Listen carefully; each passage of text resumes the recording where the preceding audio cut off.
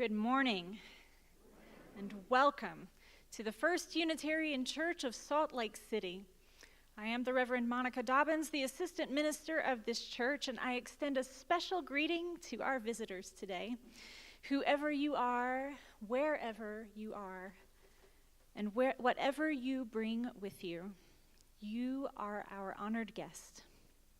After our worship this morning, I invite you to stop right out here, just through the door to your right, at our welcome table.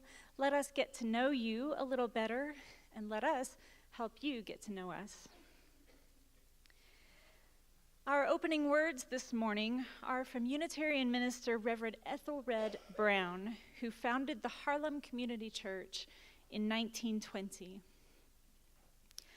As we face a troubled and puzzled world, we too are troubled and puzzled. As our fond dreams remain unrealized and our bright hopes of yesterday wither in the bitter disappointments of today, our courage fails, our spirits droop, our faith trembles, and frustrated, we bow our heads in despair. Nevertheless, we come together in this hour.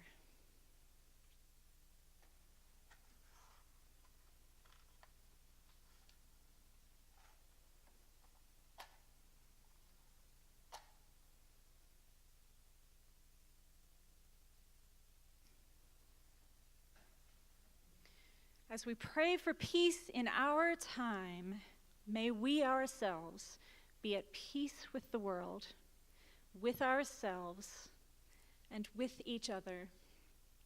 May we know that without love there will never be peace. Teach us, therefore, to love. And now I invite you all to rise in body or in spirit, and let's sing together hymn number 323, Break Not the Circle. The first two verses only, please.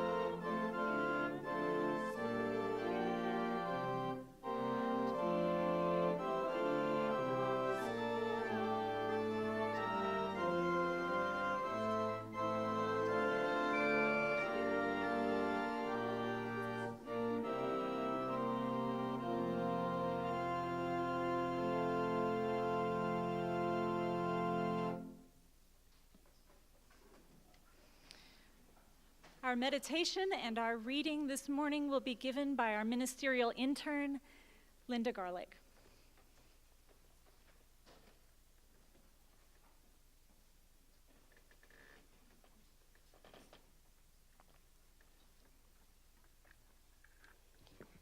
Good morning. This morning's meditation and reading are in recognition of the Jewish high holy days that are upon us. Rosh Hashanah marks the Jewish New Year and ended this past Friday at sundown, and the beginning of Yom Kippur is this coming Friday. It is a time of new beginnings and a time for restoration. Spirit of life, spirit of love, spirit of generosity, as we draw inward seeking to find stillness and quiet, as we gather our thoughts and bring ourselves present, may we open enough to consider the sacred choices we make. Each minute, each hour, each day that add up to a lifetime. Let us become aware that here is the place to be forgiven and to forgive ourselves for any past thoughts and actions. Here is a place to begin anew with love and hope and new awakening as we are forgiven. And may we open our hearts to forgive others, to pray for their well-being and joy, that they be lifted from worry and burden into peace and abundance. And may each of us find comfort, hope, and healing strength in this community. To this we add the silent prayers of our hearts. Blessed be. Amen.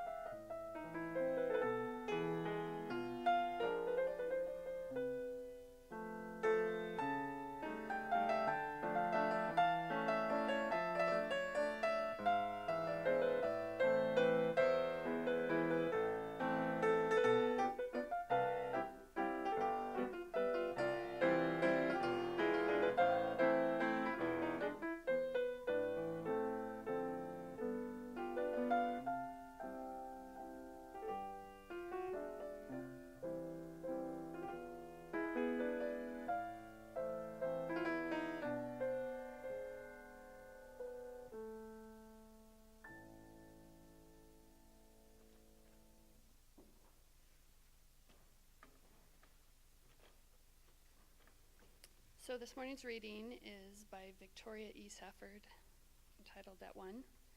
Imagine this. On the days between Rosh Hashanah and Yom Kippur, every fall, every year, the people make their peace with anyone they have wronged or slighted or injured or in any way neglected in the past 12 months. The task is not to patch things up, smooth things over, reach a compromise, or sweep mistakes and uneasy memories under the rug. The task is not to feel better. The task is ownership and accountability The goal is truth for its own redemptive sake. I did this. I said this to you and it was wrong. I neglected this. I botched this. I betrayed you thusly. I demeaned you whether you ever knew it or not. This is the truth in which both of us are living. I ask you to forgive me. Imagine how many deep breaths you would need to take. Imagine how many doors you'd have to knock on, how many phone calls you'd have to make, how many letters, how many lunches and coffees, how many awkward moments with your children and your parents and with strangers. Awkward is irrelevant. The task is not about comfort. It is about truth, about wholeness and holiness, restoration. Imagine this. Someone has been preparing all year to speak with you, to write to you, to ask you a hard question. Perhaps in some way, not quite conscious, you have even known this and you have been preparing too. Finally, you answer the door or the phone or open the letter with shaky hands, and there it is. And what you thought you'd been longing for, but really have been dreading, someone is asking your forgiveness. The task is not about comfort, it is about truth. Awkward is irrelevant, and you get to choose now. You have to choose whether and how you will participate in restoration, abandon the pleasant piety that claims knee-jerk forgiveness as the unquestioned moral course. You get to choose which way will be the right in this case, between you as persons and with all your gods. What response will make the world more whole? Imagine something that yearns in us to come round right, something creaky, rusty, heavy, almost calcified within us tries, in spite of us and of all our fears and self-deceptions, to turn and creak and to turn again and come around a little truer. Something in us stretches toward conversion. Imagine healing, holy, from within.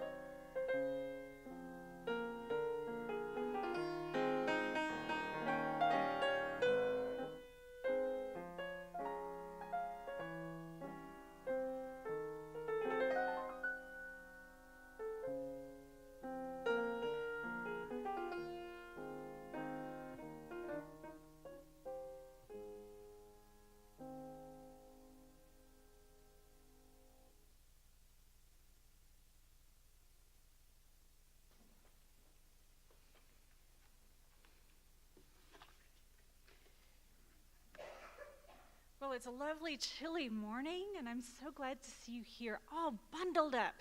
And it's a bustling time for our church, too, because it's the beginning of the year when things are all getting going and getting their gears moving. So I encourage you to read the announcements which are in your order of service. And it's especially important to read them right now because, as you know, our beloved administrative assistant, Jennifer Kilpack-Knudsen, has taken a new job. And so we won't be getting that weekly reminder in your email box for a little while. So read your announcements, hang on to that list of announcements. Now, I would like to draw your attention to just a few very special things. We have two very important meetings today. First, if you would like to learn how to get involved with helping refugees in our community, please attend the International Refugee Committee volunteer training. It's upstairs in the Haven at 12:30 today. And if you're not able to attend today's training, there will be another on October 8th. Second, immediately after both services today, I am holding a 15-minute, maybe not 15-minute, maybe just 10, information session on our new caring network. Now, this is how we serve those in the congregation who have pastoral needs, such as an illness, a surgery, or death in the family, some other emergency of that nature. Our goal is to get every single member of the congregation involved in the caring network, but for right now, we'll just settle for 100 volunteers.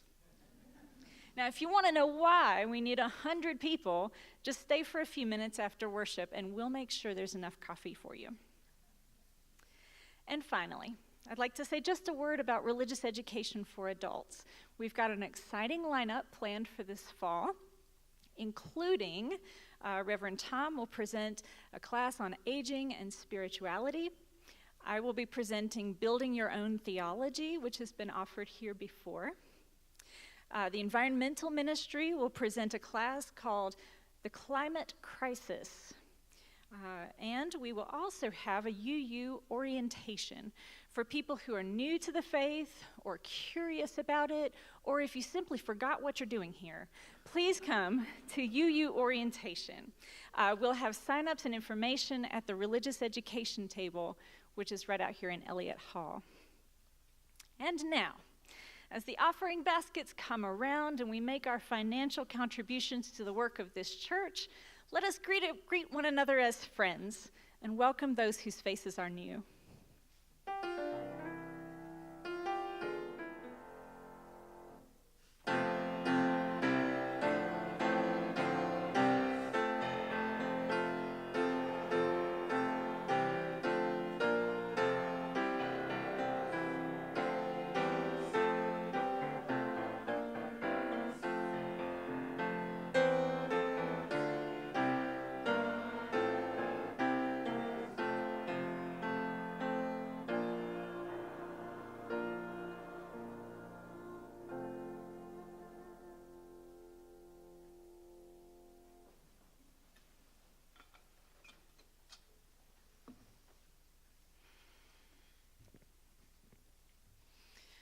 What a life! I am living the dream! After years of discernment toward entering the ministry, after shopping for a seminary, attending seminary, jumping through the many hoops our denomination wisely provides its aspiring clergy, after going through the search process and landing my first professional ministry job, here I am. I'm living the dream.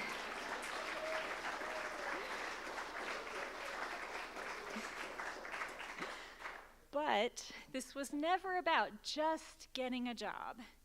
After all, our employment is not all that makes us.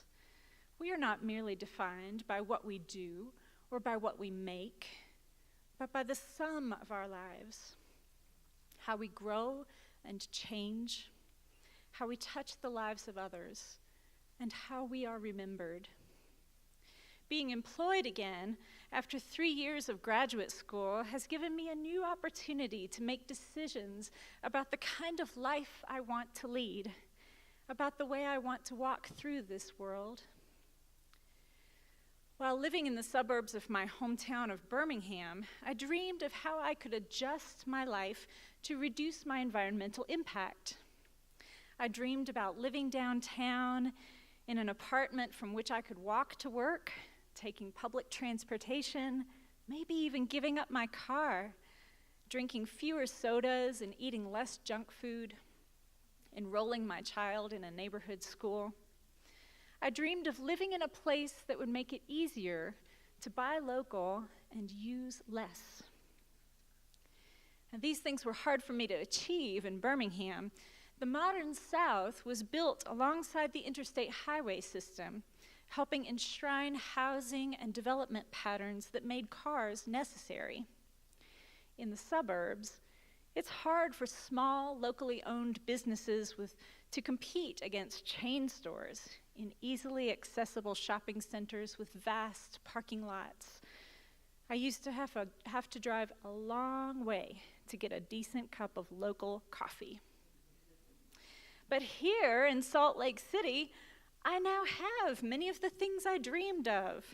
I found an apartment 4 blocks from the track station. There are four local coffee shops within 2 blocks of my place. The arid climate has taken care of my soda problem. I carry my reusable water bottle everywhere I go. And I'm proud to say I fill my car's gas tank about every 2 weeks, so I can easily measure how much I've reduced my carbon footprint. And these are all good things, right? Well, yes, and it is also more of an adjustment than I thought it would be. Turns out, sometimes I really miss pulling into Sonic for a cranberry limeade in the afternoon. I carry a much heavier bag in the morning as I pack for a full day without the car. I didn't think about what errands would be like now that I can't just stop by the store on the way home.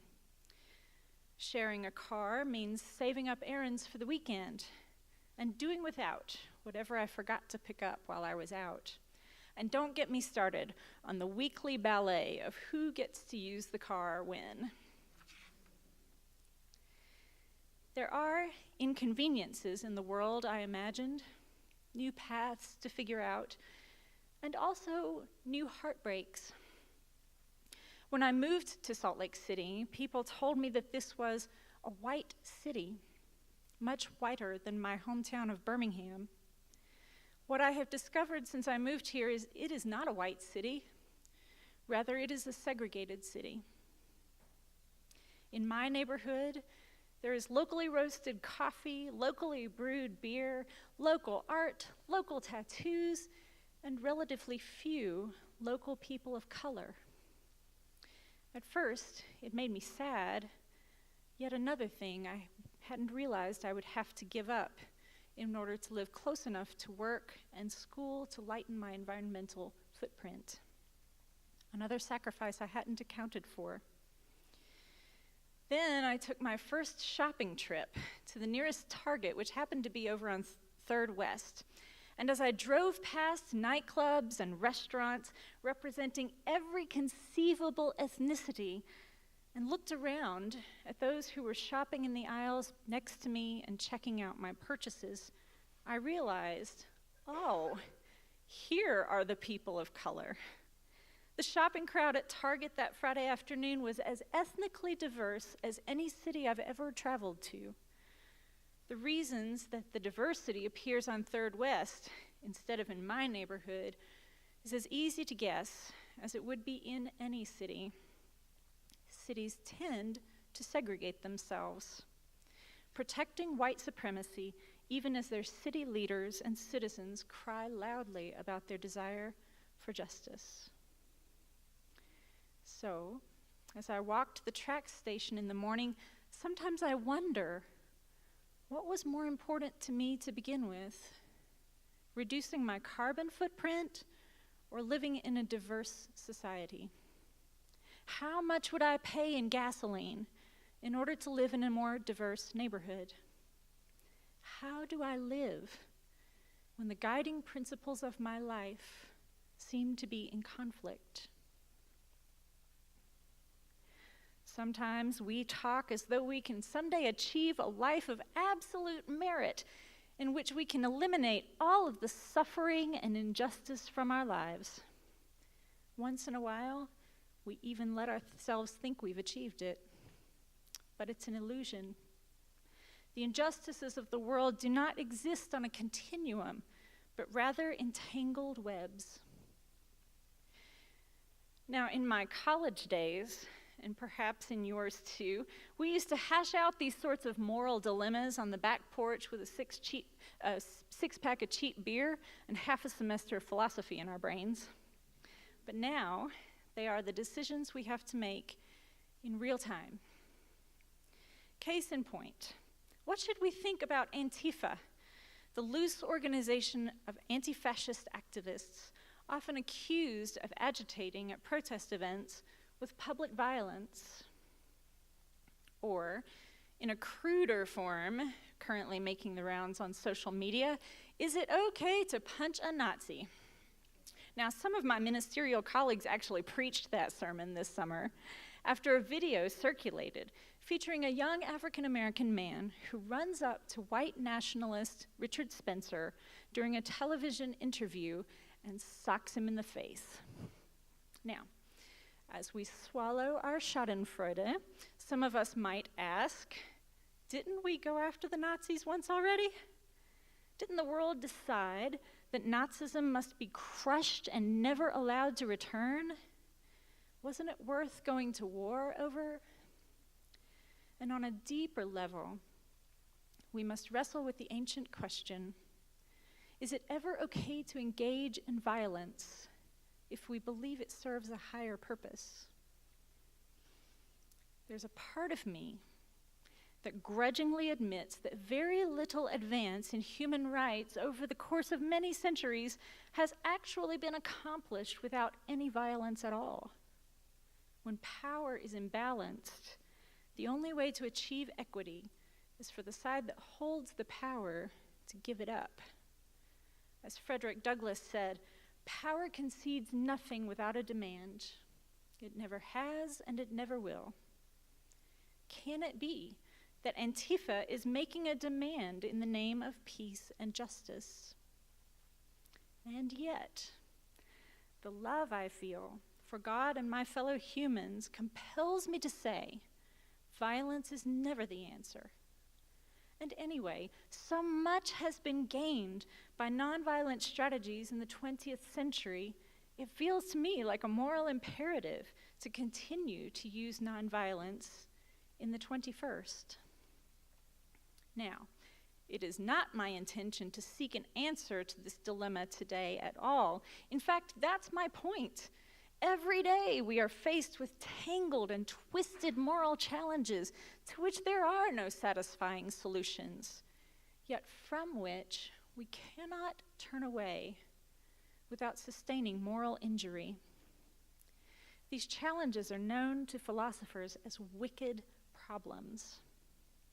And wicked problems are everywhere. For example, how can we build a more equitable education system if families of privilege refuse to move into neighborhoods with struggling schools? How can we advocate against single-use plastics without acknowledging the immense number of lives they can save in healthcare and disaster settings? How can we balance our desire for a safe society, including gun control and a demilitarized police force, with security for our own children and families? We must never let ourselves believe that it is possible to live morally unambiguous lives. This is especially important in these times of political polarization in which families are ripped apart by political disagreements, and even our neighbors are suspect. We live in a time in which centuries-old sources of truth, such as religious books, have themselves been proven morally ambiguous, biased, and multifaceted, and in their place, a million opinions are presented as plain fact and defended as God's own truth. Public figures declare that we are living in a post-fact era in which truthiness is as important as truth itself. And yet, we must not succumb to moral relativism. It is possible to take moral positions on the issues of our times while acknowledging that those positions must be constantly examined and scrutinized, and that at any moment, we are all just doing the best we can with what we have to work with. So, how do we do that? What kind of a just world do you imagine? How do you propose that we get there?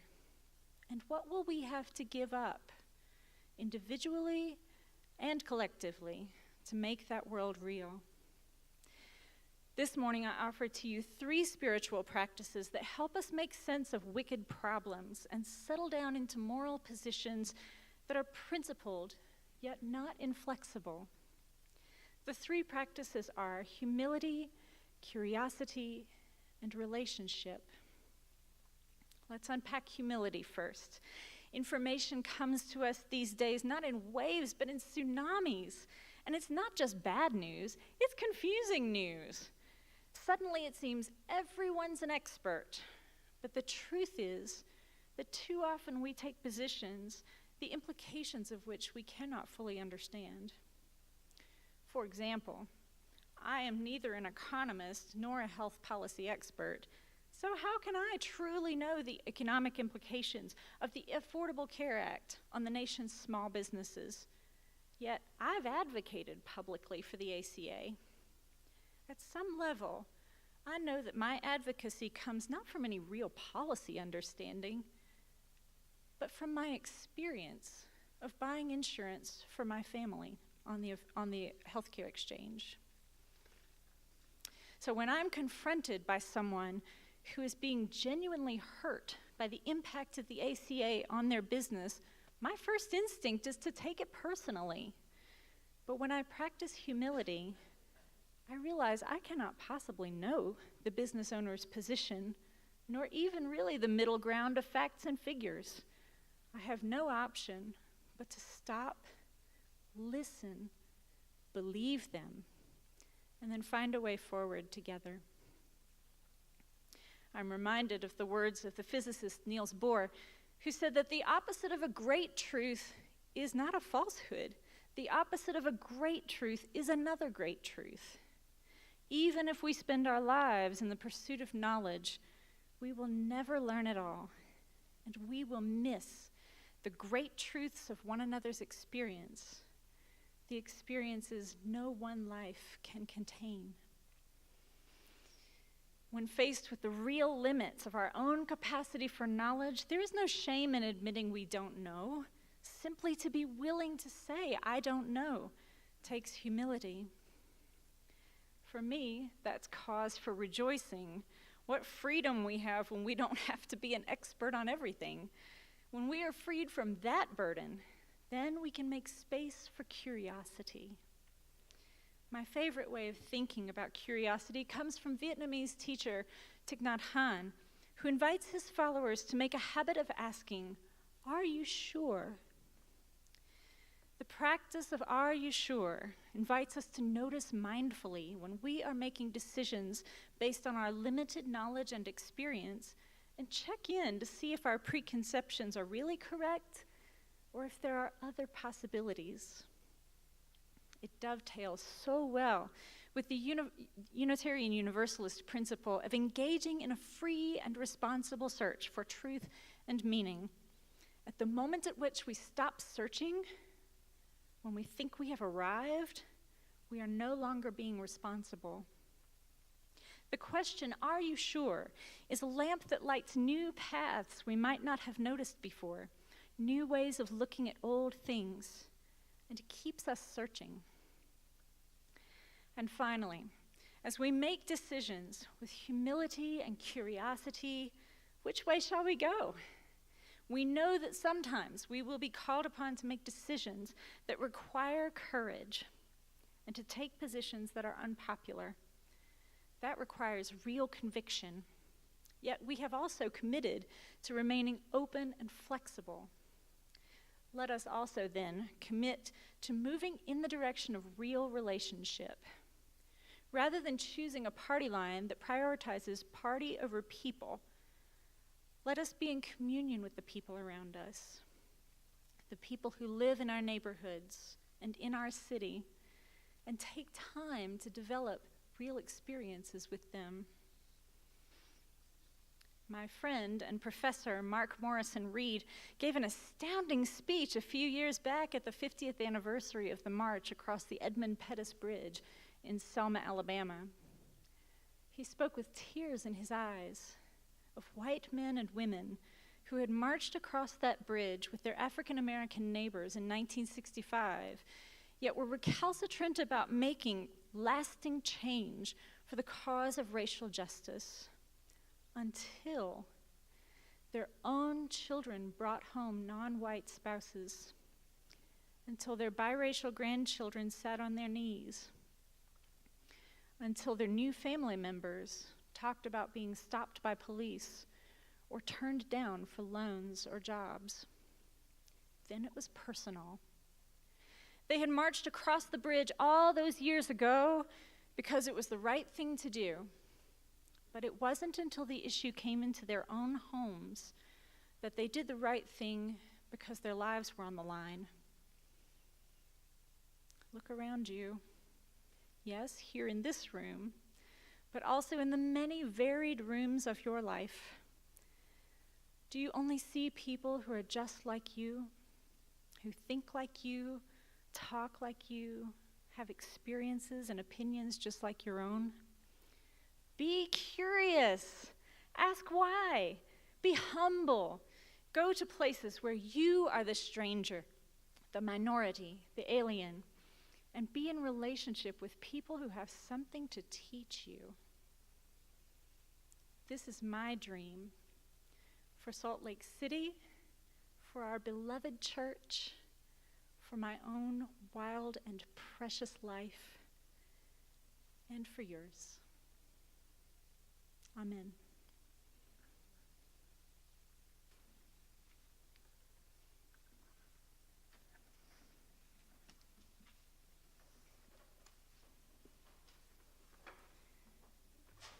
Let us now rise in body or spirit, and I have lost the hymn number.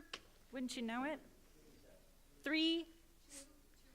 287. Thank you so much. 287.